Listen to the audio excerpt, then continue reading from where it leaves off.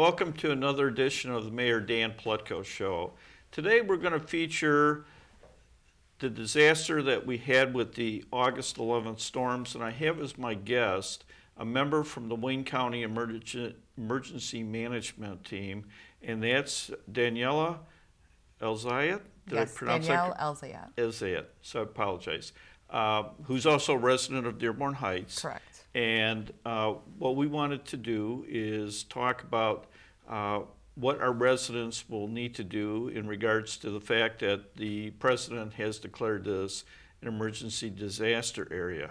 But before we start with that, Danielle, I do want to thank a few people who really came to the assistance of the city and I think did a great job. And sometimes when you start mentioning people, you forget people. And if I do, it's not going to be intentional, but obviously. But from the emergency management, Tim McGillivray, yes, he's director. The director, Samer Jaffer, who's a resident of Dearborn Heights, both of them gave this city a lot of support, a lot of assistance. So my appreciation to them. Our emergency manager, Bob Ancrap, Congressman Dingell, his office, and the assistance of FEMA and the state police.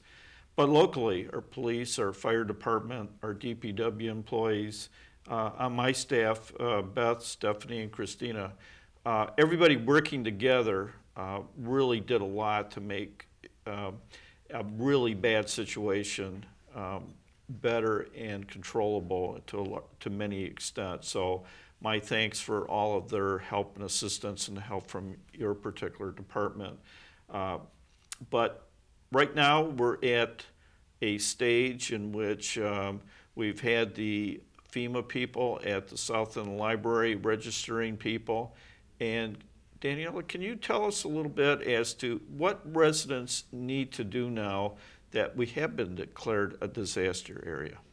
Absolutely. As you know, Mayor, on September 25th, President Obama issued a major disaster declaration for the state of Michigan, concentrating in those counties which suffered hardship due to the flooding, which would be Wayne County, Macomb County, and Oakland County. Here in Wayne County, we are concentrating on getting residents registered. They need to get registered in order to receive FEMA assistance. And so we had people register with the city. They have put together a package that they need to separately contact FEMA by making a outreach to either Wayne County or to the city of Dearborn Heights is not enough. This now, Correct. to get included under the federal programs, they need to get registered with FEMA. Absolutely, and I'm glad you mentioned that. What happened directly after the flooding, all of the people who registered within their city, that was part of what's called a preliminary damage assessment. That is all the information that we gather from residents and ask those residents who suffered any damage to come to the city and let their city know that they had flooding in their basement or some type of damage to their home, structure, property as a result of the flood. That is part of preliminary damage assessment. All of that information is collected, sent up to the state, which the state then sends to the federal government, letting them know this is the damage that was suffered in the area. That leads up to what we received on September 25th, the disaster declaration from President Obama.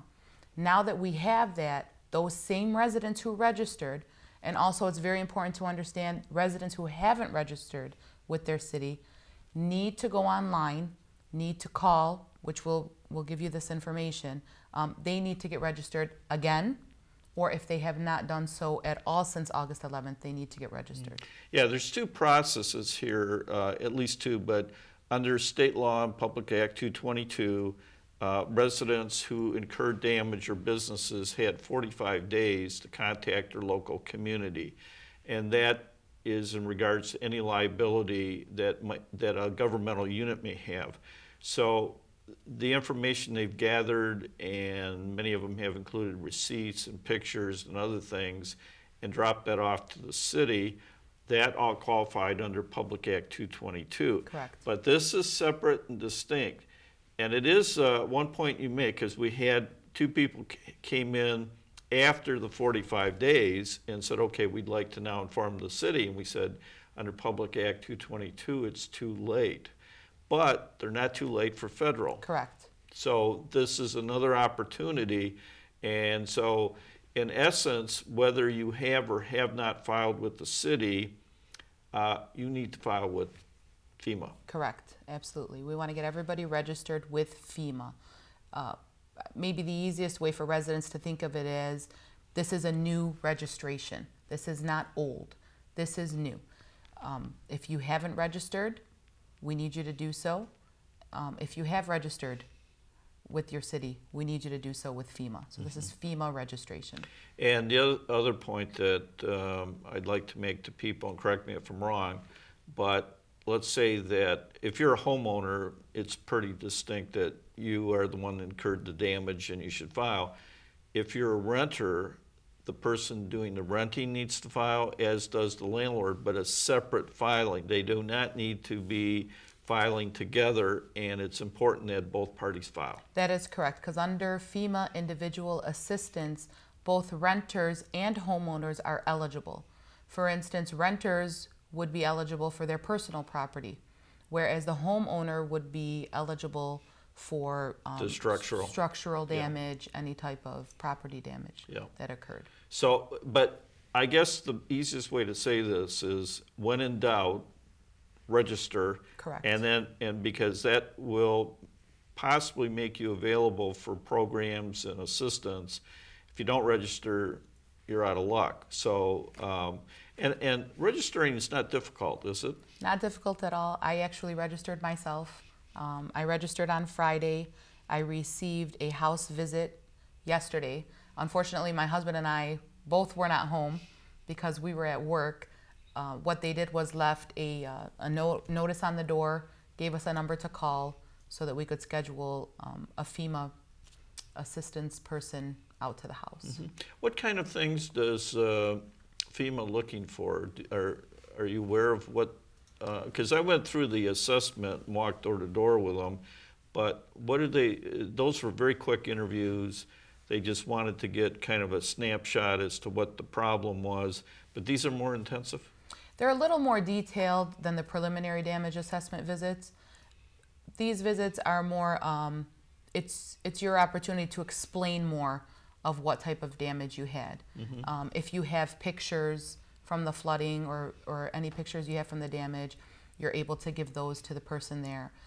If there's any type of structural damage that you want to physically show them, you can do so at that time. And it's basically more of an interview, and it gives you a chance to explain more of what happened to you.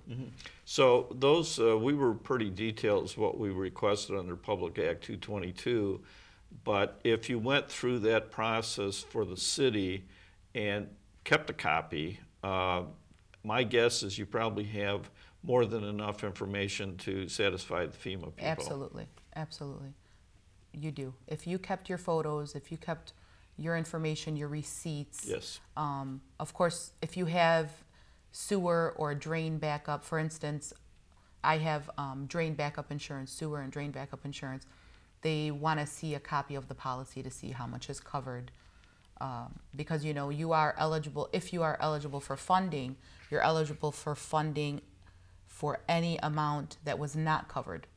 Very good under point. Your policy. Because when I went through with the assessment teams, that was one of the 4 or 5 questions I recall is, do you have any insurance to assist you in recovering part of your loss? And so you would need to get a copy of the insurance policies, you're saying that? Yes, they and will. The rider, yeah. They will most likely, if you do have coverage, they are going to want to see a copy of it. Okay, so that would be an additional thing to have available when they come to make their visit. Right. And we can put it on the bottom of the screen, but there, the address, but there is an address to the website for FEMA? Yes, the address is www.disasterassistance.gov. Yeah, we'll put that on the bottom as our interview. So, and we'll show this more than once, so viewers at home will be able to, if they miss it, not panic, but this show will show various times in the next few days. So it'll give them another opportunity if they have a pen in hand. Excellent. And there is also a telephone registration. Okay. So if those residents who don't have access to internet or computer can telephone in their registration, person will answer and ask them the same questions that are on the online registration. And that number is 1-800-621-3362. And when I went down to visit in the library, there was a small business administration and 2 FEMA people. It's not a real lengthy interview. You're not going to be on for 20 minutes. No, not at all. When I registered, it took me just a matter of minutes. Yeah, and that's what I witnessed. They showed me the form of the registration, and in a few minutes you should be done. Right. There is some information that they do want. You might want to have it handy if you're online registering or if you're telephoning in. They do ask for a bank account, routing number, and checking account number. I believe if you are eligible for assistance, you can opt to do a direct deposit into your account. And for people who may not be familiar, in the Federal Reserve System, routing numbers is, if you tell them a bank name and your checking account, that's not sufficient. They need a routing number, which Correct. is an internal Federal Reserve thing. How do you get that number? If you call your local bank, they have those readily available. Also on the FEMA website, they have a link you can click to actually get your routing number. Okay, so it makes it easier. They make it very easy. Yeah, and I always, this CPA in me, but for security reasons, always be careful about numbers. A routing number is not a very meaningful number in regards to security, so it's easy to get bank routing number. It's your account number that's Correct. more, you got to be more concerned about. But the fact that you're dialing 1-800 or on their website, that's a direct link, and it's also a similar number many people give if they're getting a tax refund. Correct, and I'm glad you mentioned that. We have a lot of residents who have called into our office and are leery of giving information. I would like them to remember that this is FEMA. This is the federal government. It's the Federal Emergency Management Agency. Most of the information that they have already, because they ask you a few security questions, so once you put in your name and your social security number, they know who you are. And you know those records, they have IRS records, so there are some security questions that they ask you. So I believe it is a secure site. I don't believe there's any reason for residents to be leery of giving that information. Although, not correct, but they have access to social security numbers, but they don't have, no one has access to the Internal Revenue Service amounts. So, no, not those or amounts. numbers. No, I just meant Yeah. information. Yeah. They do have your name, your Right, address. right. You know, they Yeah. do have That's information. the CPA and me, the Social technical Security, aspect. yes. Okay. So those are the kinds of things you need to have available. Couple of common questions, so that hopefully people have not waited till this. We're doing this filming now in early October, but if you had damage in your house, you should have gone ahead, cleaned it up, repaired it. These are reimbursements of expenses in many cases, and so hopefully nobody waited and said, well, I want to get money first and then I'll clean it. That's not how the process hope works. not. Yeah, because there were a couple homes, even after a couple days, the stench and the disaster, I don't know how anybody could have stayed in those homes with the stench and the smell. So hopefully they've gone ahead and cleaned them up. Absolutely. We hope that everybody has gone ahead and cleaned them up. For those residents who have not done that, when they register, there are some questions asking, were you able to stay in your home? I believe one of the questions is the damage still there? Yeah. They want to know. Yeah, and we did have, I know that I probably talked to at least 20 different households in which those people were not able to stay in the home because of the extensive damage. And in most cases, they moved in with a relative, and Correct. that worked out very well for them. But you're right. This was the worst disaster in regards to flooding I had ever seen for the city of Dearborn Heights, and I've been around for a while and have seen and have witnessed ever since I was a little boy. First house that my family owned in Dearborn Heights flooded, I think, within 2 months after we moved in. So unfortunately, that is a risk for being a resident in this area. Absolutely. On August 11th, we had 6.5 inches of rain fall within 2 hours. That is a hefty volume of water falling in a short amount of time. That's really what caused most of the problems. So. Okay, so we once they register with FEMA, the system it seems to be happening. Things are happening very quickly. Absolutely. I'll tell you what happened with me. We registered. If you provide an email address, or if you have a telephone and you are able to receive text messaging, they ask you for that information. So after registering, they have you set up a user ID and a password. So you set up an account with them, and this way you can keep checking to see status or progress on your claim. Right after registering, we received a confirmation email, confirmation text message, and like I said, the visit was just a few days later.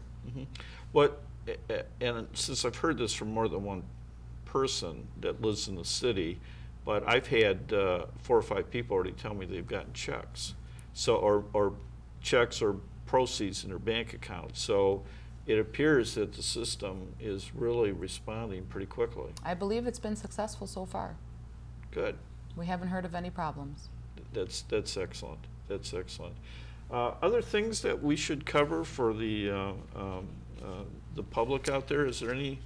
Well, we've been getting a lot of phone calls in the office asking what exactly residents are eligible for. I do have a list. If you don't mind, I'll go over it. Because that's something that keeps coming up. And there are a lot of questions. Some cities, some residents in cities believe that they're automatically getting a check for a certain amount, or I will let you know that FEMA may provide up to $32,400 for home repair.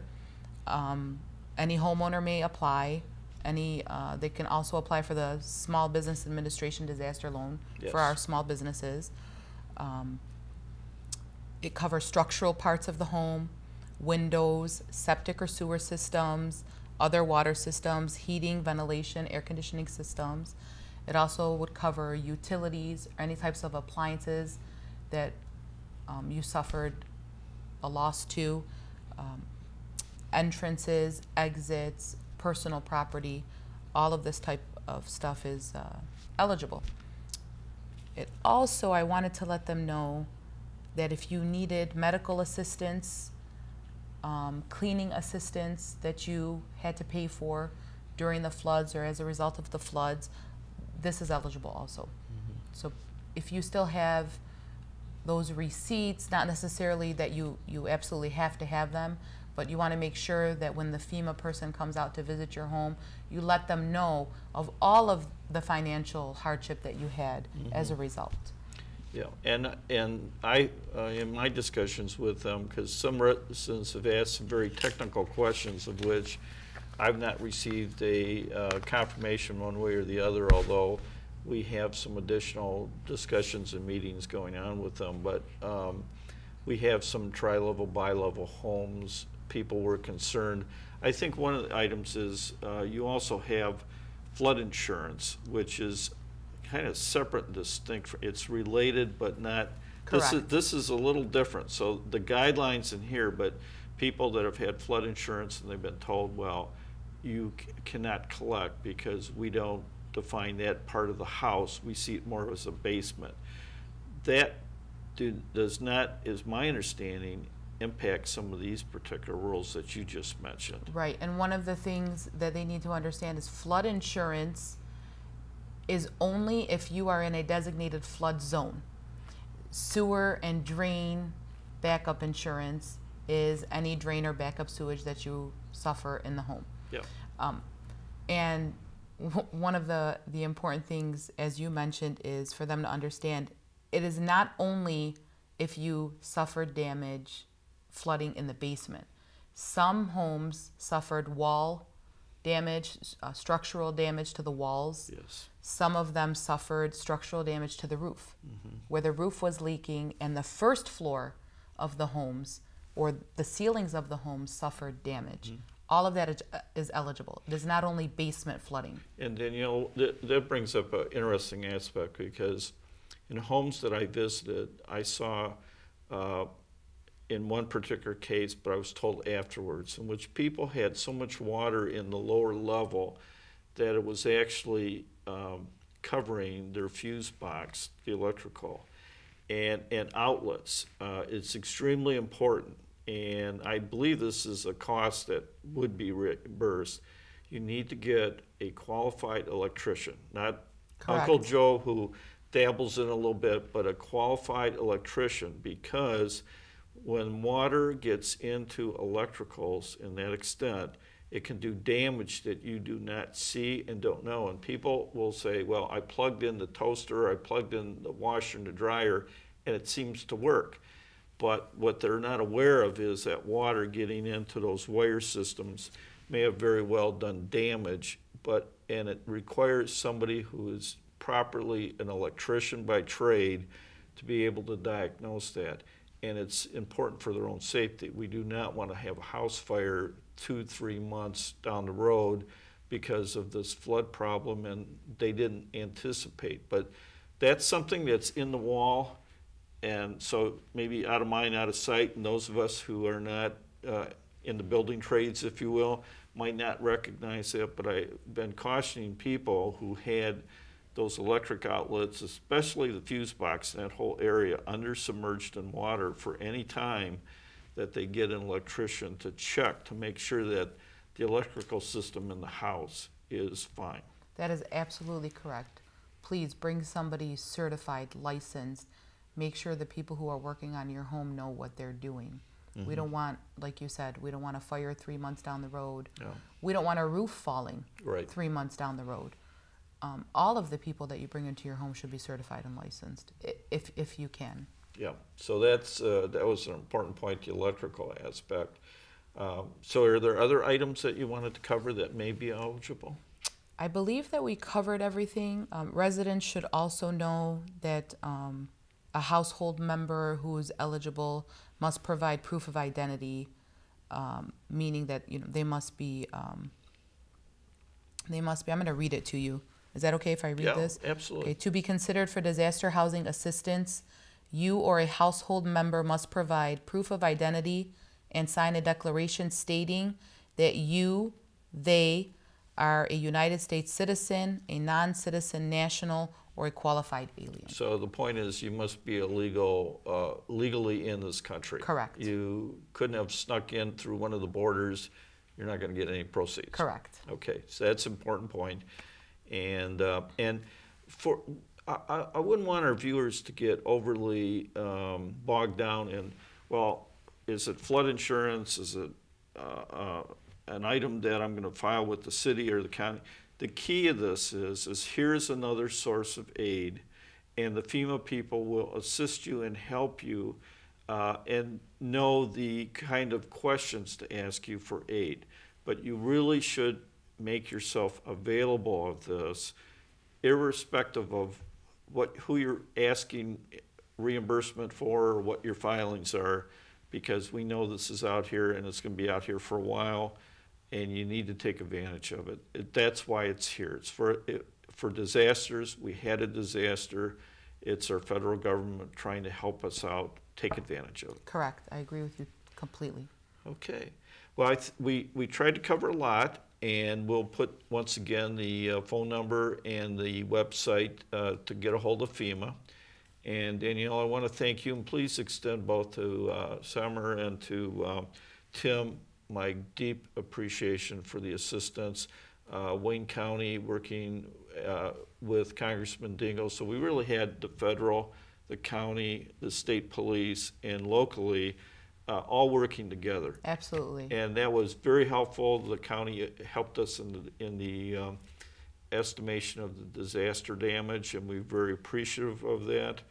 And we could not have gotten through this without all the various people and their assistance. And so on behalf of all the residents of Dearborn Heights, thank you for a job well done. Thank you. And Mayor, I would like to offer our office's assistance.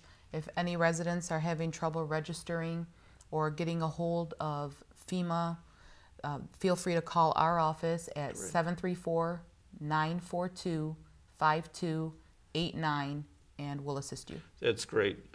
Thank you so much, and thank everyone out there for watching the program today, and we'll get through this together, and any assistance and help. We've given you some avenues. Please make yourself available of them, and thank you for watching another edition of the Mayor Dan Paletko Show.